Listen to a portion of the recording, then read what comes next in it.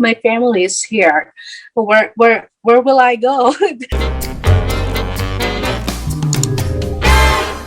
I just done with my citizenship interview and test and made She looks it. American. Look, her hair's turning blonde.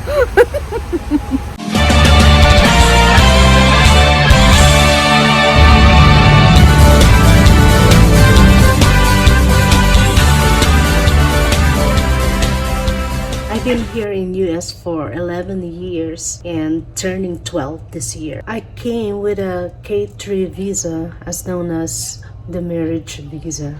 And that is valid for 2 years. And after that, we applied for the green card and they gave me 10 years. Actually, you can get your citizenship, you can apply for your naturalization in 3 years after getting your green card. Once you are married with an American citizen, you can do that. But if not, you can wait till 5 years, then you can apply. But in my case, I kept my Philippine citizenship with the link of the green card validity. We're doing some missions and most of the time we are Philippines bound, and every time we go there we have the opportunity to stay longer because of my Philippine passport. So me and Jason and Esther can stay longer than 21 days. We can stay longer because I still have my Philippine citizenship, and also Esther and Jason has the privilege of a returning citizen. Every time we go back to Philippines and they are with me, their passport stamp has no time of exit. They can stay as long as they stay with me.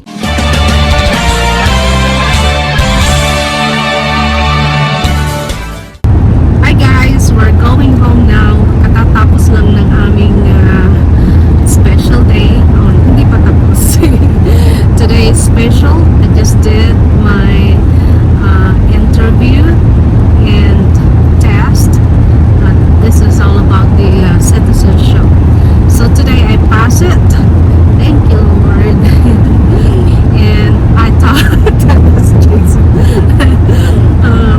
I thought it's hard, but yeah, andali lang. It's easy. You just have to know the those questions, and they will give you the questions to be practiced. And once you know them, you don't have to be worried about the questions because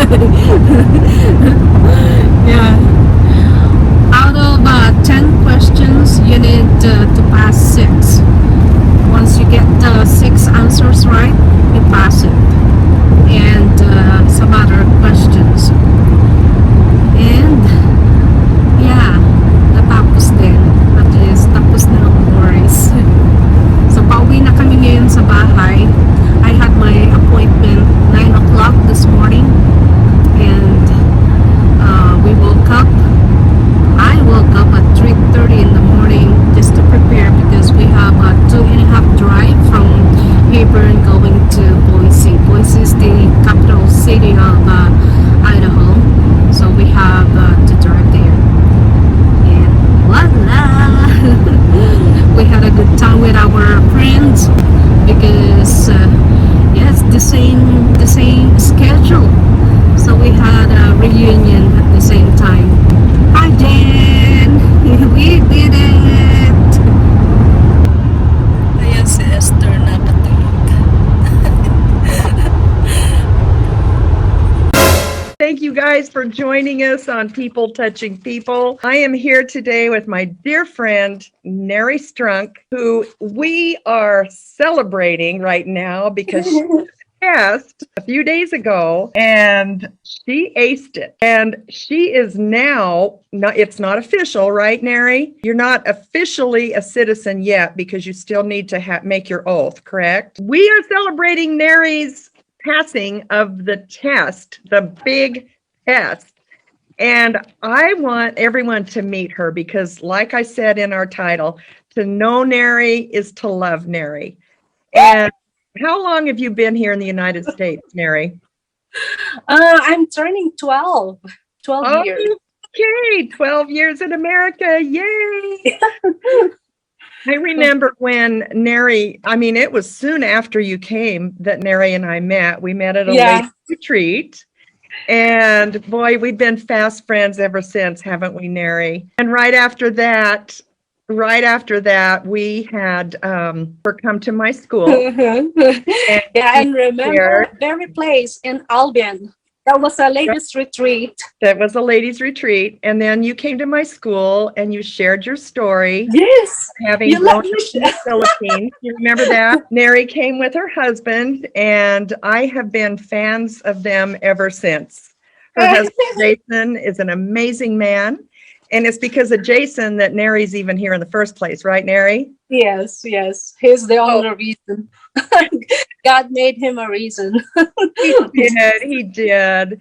And I just enjoyed them so much. They stayed afterwards and we visited after my students all left. I had a space of time to visit with them, and it was just incredible getting to know them. So we are now 12 years later, so proud of Neri for having passed the test. And I want you to hear her story. And so if you guys have questions, go ahead and just write them down in the comments, and we will make sure we go back and get those answered. But I just want to start by asking Neri, okay, you've been here 12 years. Mm-hmm. Did you dream of becoming an American citizen when you were a little girl? Did you aspire to come here and live here? Or was it something that just kind of snuck up on you after you met Jason? Yeah. The latter.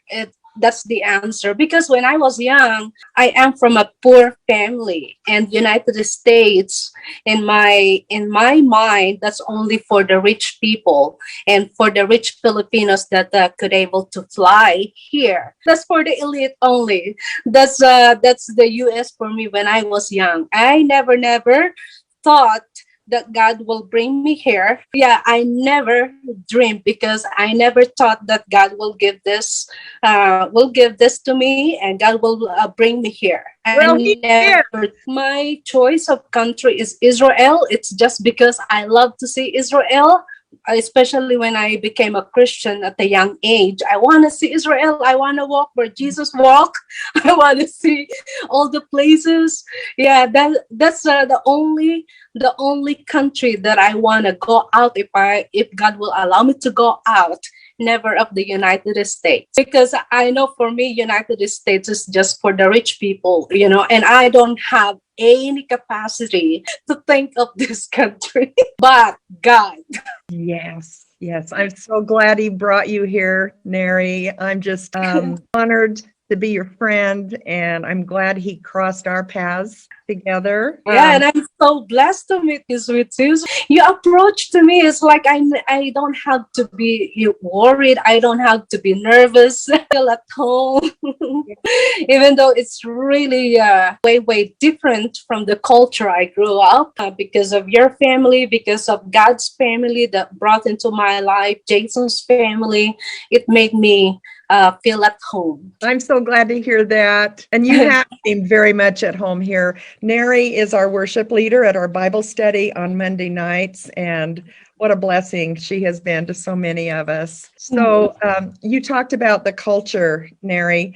What stands out to you as being the biggest difference between the Philippines and the United States? First time is the hospitality thing. In our culture, we are so much fond with our guests that we will give anything just to please our guests. My first time here, we visit a friend from the church, so we went there at their place, and then I wondered why they're not letting us inside the house.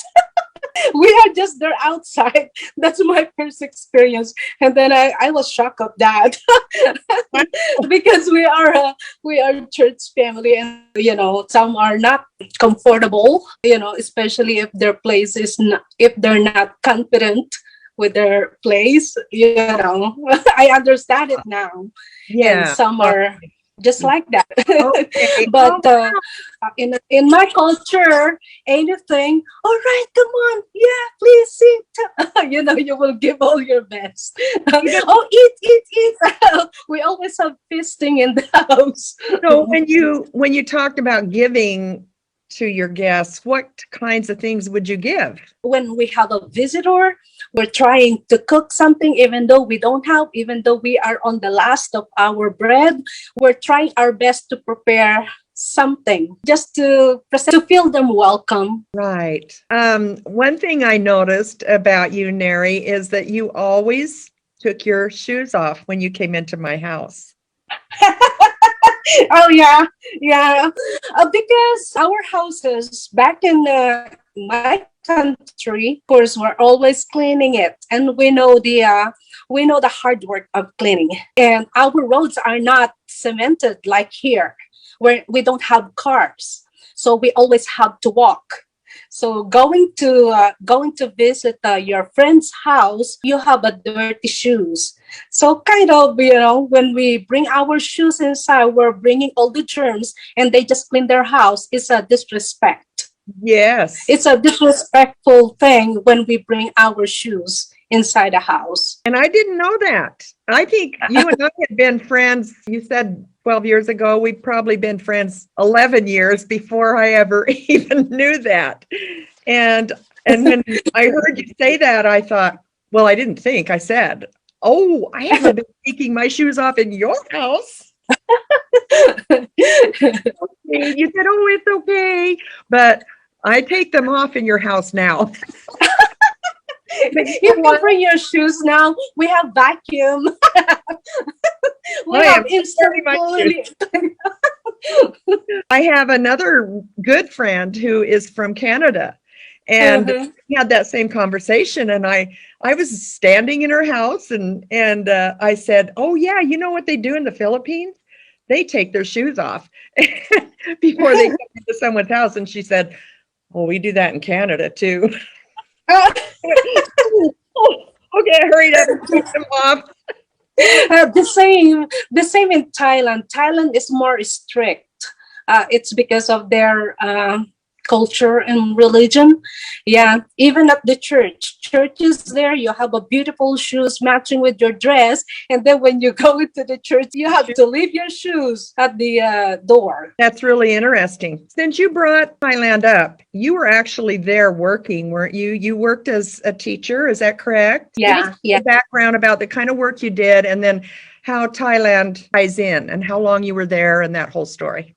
Oh, yeah. I was there for 7 years. Yeah, I was working as a teacher in Philippines before I go to Thailand. So I worked in Philippines for 2 years. And then when the needs arise in Thailand, and then they're needing teachers for the language school, which is, Christian company, let's say Christian company owning it.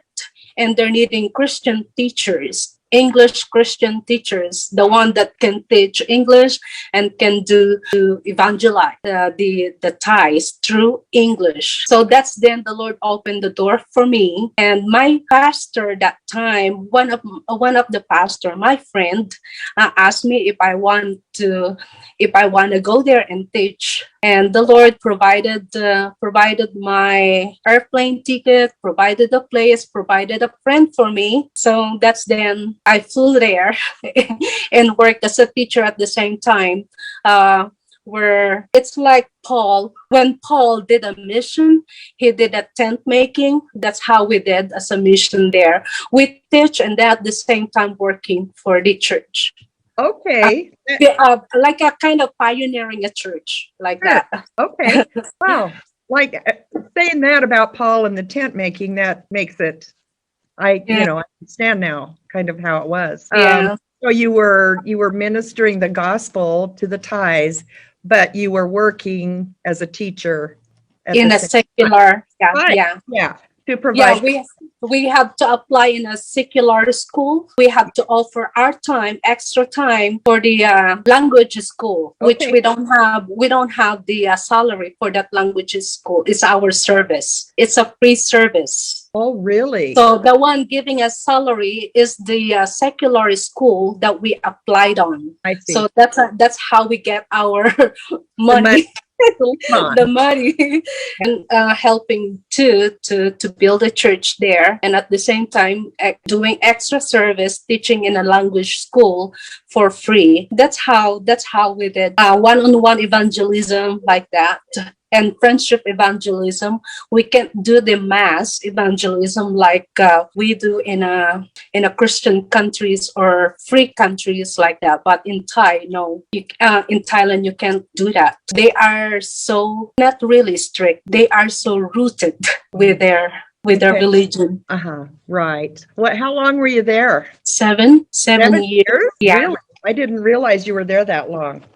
Is that where you met Jason? Was in Thailand? Oh, we met there just to marry. Okay. Yeah, just to marry because at Jason's second time flying to Asia, I was in Thailand that time. I was there in Thailand that time at her second time going to Asia for mission.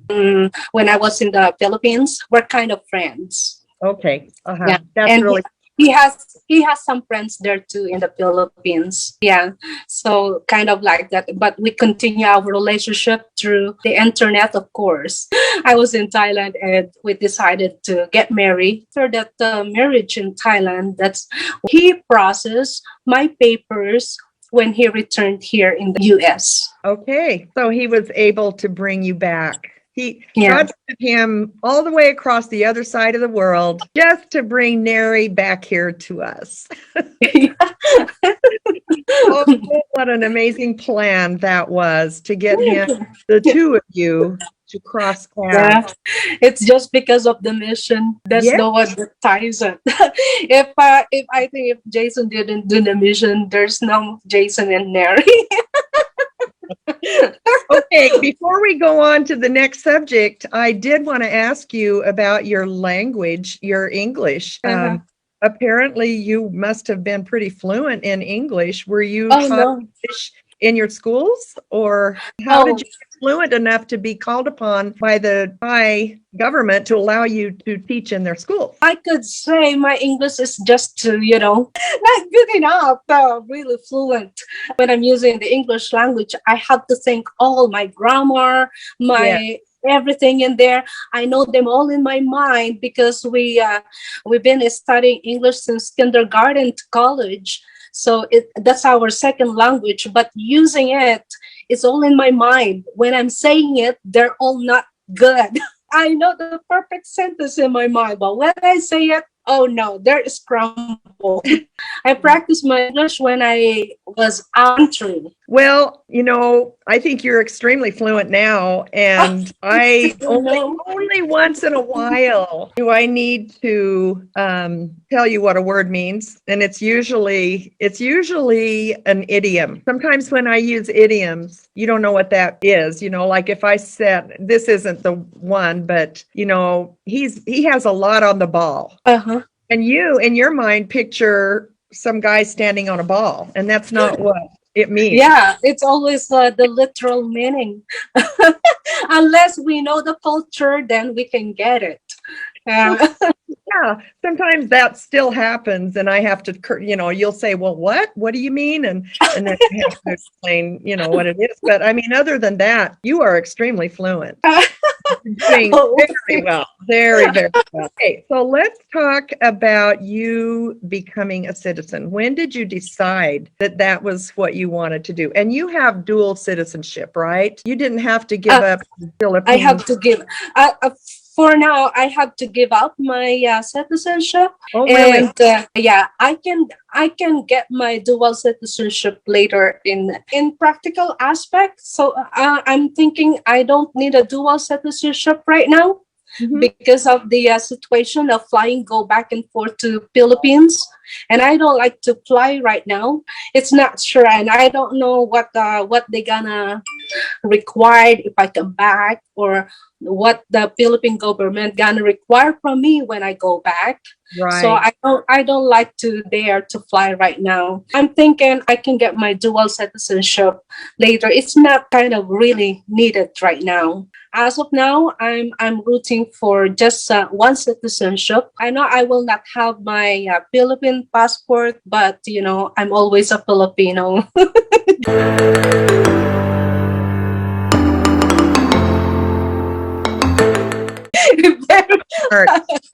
Not I'm gonna always give a up Filipino. that. No, and I hope you will be. You always Yeah. will be heart. And I think Filipinos are the sweetest, nicest, happiest people Uh, that I've ever met. I truly mean that. So, okay, so what was it that made you decide to start working toward your citizenship? And how long was it? How long ago did you start thinking about this and taking steps toward it? Last August, it took me I Not that 4 months at least. Okay.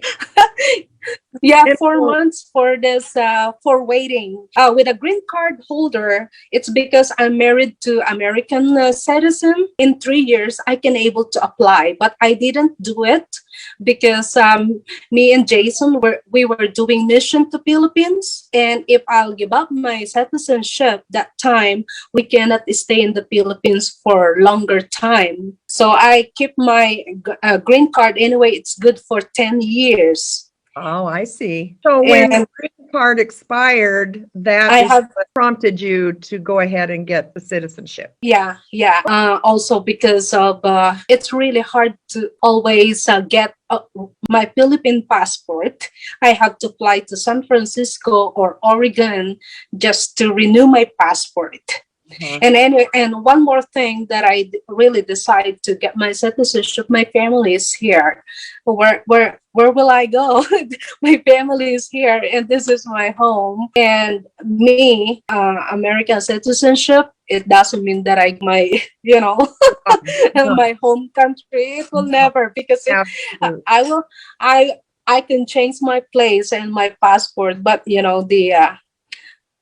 You're still who you Yeah, I guess. are. Yeah. Your parents are both still there, and you have siblings Yeah. in the Yeah, Philippines. yeah. Well, All my family are all in the Philippines. I can still go back there anytime, even though I have a American passport. yes, But I yes. cannot stay longer now that I have American passport. I will be like you, just 21 days. 21 days, and then you better get out of Dodge. I need to get out. Don't, but I'm sure it's not good. Yeah.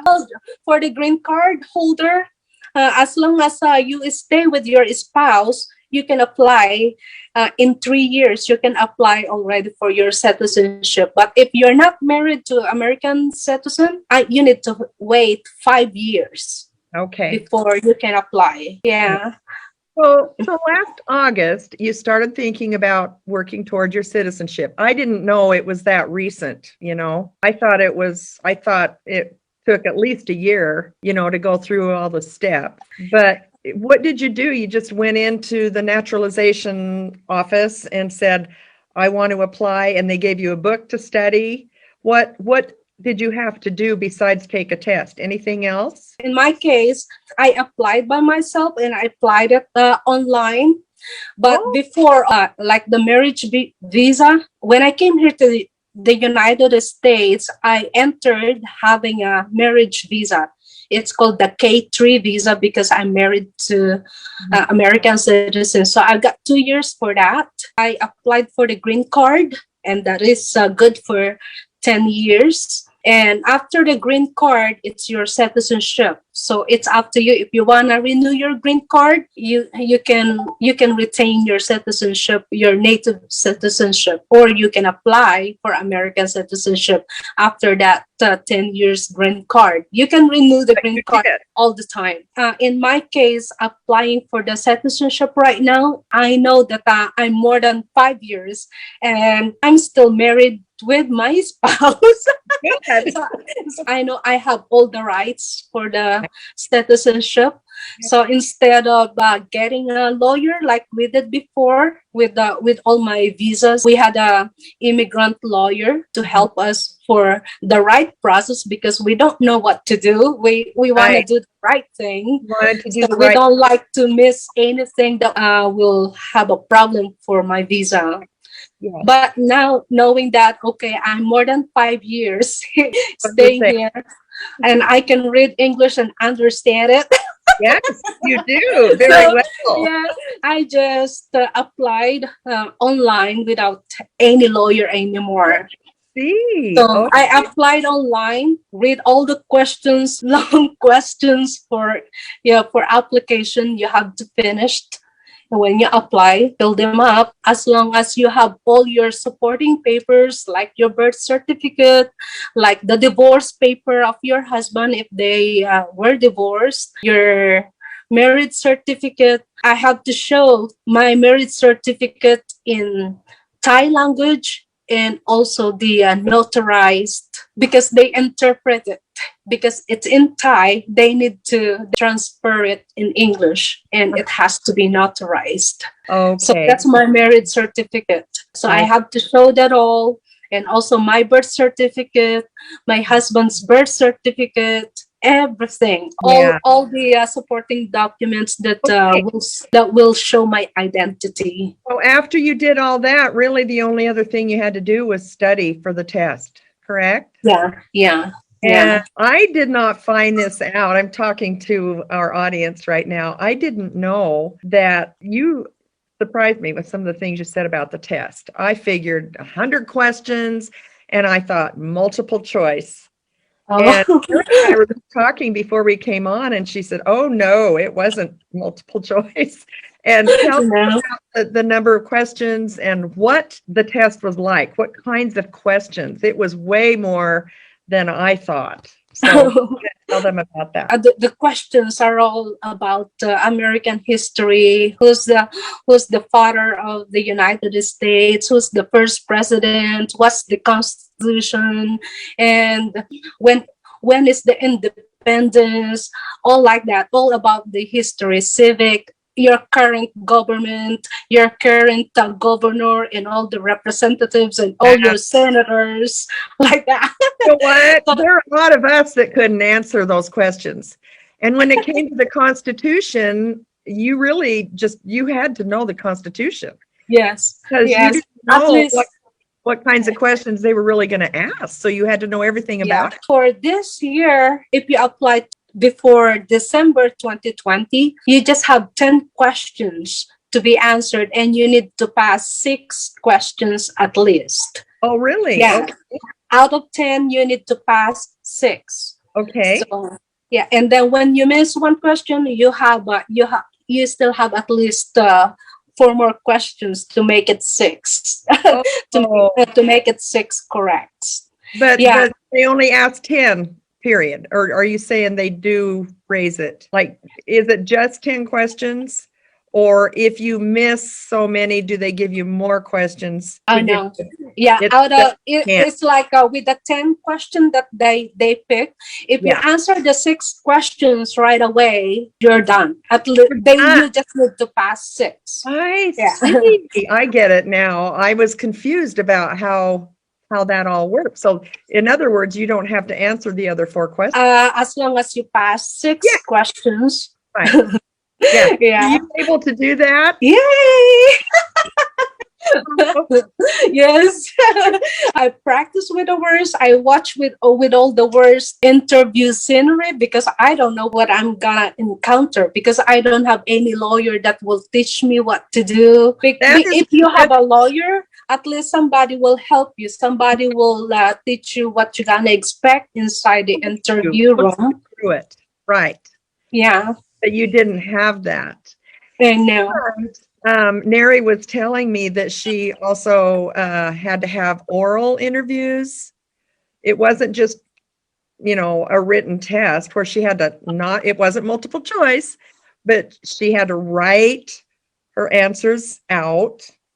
Yeah. And then they interviewed you to check your understanding of the English language. Yes. They have to test the 4 strands of English: the reading, the speaking, listening, and writing.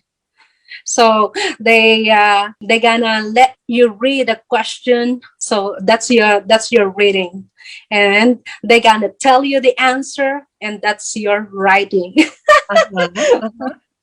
Like that. And you just aced the whole thing, my friend. I'm so proud of you. So proud of you. Okay, well, we are about ready to wrap it up, but I want to know what's going to happen on the day you go to Boise. That's our state capital, and make your oath. Do you know how that's going to occur? Do you have any foresight there as to what to expect? What I know is we still have to answer 8 questions that we answered already during the interview, just to be sure that it is still the same. You It's remember like what those questions are? it's just like making sure that we are going to follow the rules of the land, the rule of the Constitution, So, that we are ready to stand for the Constitution, and that's so that you did it the right way. yeah. Process. You came to the country legally and you went through the process, and here you are getting ready to take your oath. And Yeah. I just think it's such a beautiful, beautiful story, and a necessary story for people to hear right now. It's a great success story, Neri, and we wish you the best when you go. What day are you taking your oath? It's February 23. A couple of weeks away. Yay! 1 o'clock in the afternoon. 1 o'clock, you're going to go to the Boise State Capitol, and you'll probably be in the chamber, some room somewhere with a lot of other people that are from other countries. Yeah, I still don't know what's gonna happen, because some states, they're doing the drive-through. Oh, right. Yes. Yeah. But in Boise, I don't know if who will give us the oath, if that's judicial or the administrative. If that's administrative, that's gonna be the USCIS officer that will conduct the oath. Passing the interview, it's not final. It doesn't mean that you are American citizen already. No. Okay. Until process. you do your oath of allegiance. Yeah. Yes. That's then you you are really a citizen when you receive your certificate. Right. You passed the test. And so to me, it's like everything's on Zoom. It's just a matter of waiting and walking through the steps now. And I'm just delighted. The party girl in me, woohoo! I wanted to grab all our friends and say, let's all go to Boise and stand there with Mary and cheer and throw confetti in the courtroom. And how I wish, because that is very special day. That is very special day, but because of our situation right now, we cannot bring any member of the family. Crushed me when you told me that, because I truly was ready to round up the troops, and we were going to have yeah. You can bring somebody there, just your interpreter. If you can't speak fluent English, it's another application. If you have interpreter, or if you have a lawyer, that's all you can bring. In my case, no, cannot bring anybody. Not even Jason, your husband, or your daughter. Wow. Mary's going to be all alone, but that's all right. The Lord's going to be there with you, and he's going to be cheering you on, and so will we. So, Neri, thank you so much for coming and letting us talk to you about this, and we are rejoicing with you. And thank you so much. Oh, yes, we will wait with bated breath, and when it's final on the 27th, 23rd. Yeah. We will jot it down in the comments below, and everybody who has watched this and commented will get to hear that it's really over. Okay. Graduation. Thank you so much, Neri. I love you. And thank you so much, Sweet Susan. Thank you, everyone. Thank you, everyone who is here and listening. I apologize for the rough start. This was only the second live I've done, and in a lot of ways it went better than the first live. But we did get off to a rocky start, but I think the third one's going to go even better. So who wants to be next? We're going to say goodbye now, everybody. Thanks again for joining us. All right. Thank you. Thank you, Bye. everyone. Thank you, sweet sis. I love Bye. you. Love Bye. you.